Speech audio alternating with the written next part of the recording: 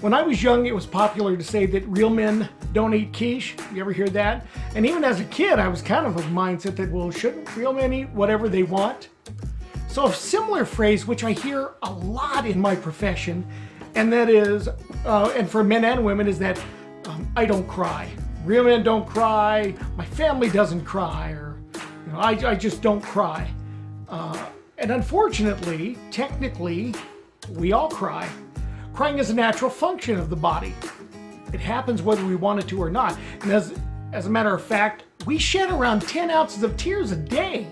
That's crazy. So you may be surprised to learn that there are 3 types of tears when we cry. So we've got the basal tears, we have the reflex tears, and finally we have the emotional tears. And I think that's what most people refer to. But the basal tears are those unnoticed tears. They wash away the dirt and debris. They keep bacteria out of our eyes, and they maintain the smoothness of the eyeball so we can see more easily. And then we have the reflex tears. Those are like when we're chopping onions or we're around chemicals and that may cause damage. And those tears, they wash away the harmful stuff. And the gland, the lacrimal gland that produces them, produces a lot more of those. And that way it combats invading microorganisms. Speaking of microorganisms, those reflex tears, they have antibodies in them to help fight those buggers. Now, last but not least, the actual inspiration for the video are these emotional tears, which are just fascinating if you ask me. When we experience extreme emotions, the brain just kind of freaks out. We're confronted with abnormal feelings or sensations, whether they're positive or negative. But when our brain gets overwhelmed with those, we cry. It's natural.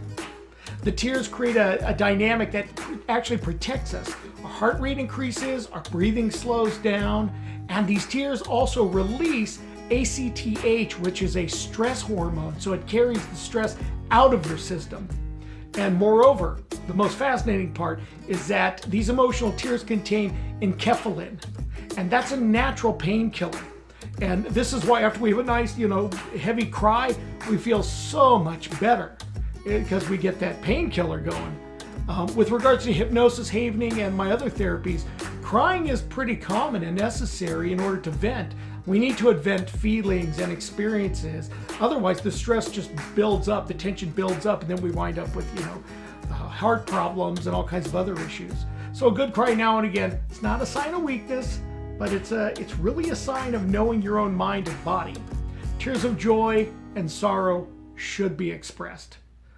Often during the sessions at Sage Hypnotherapy and coaching, clients are able to release these negative tensions in a safe and supportive environment. If you're someone that refuses to cry, consider why that may be. If you'd like to address those issues or you want, any help dealing with these in a healthy way, get a hold of me. Ask questions. Everything here is confidential.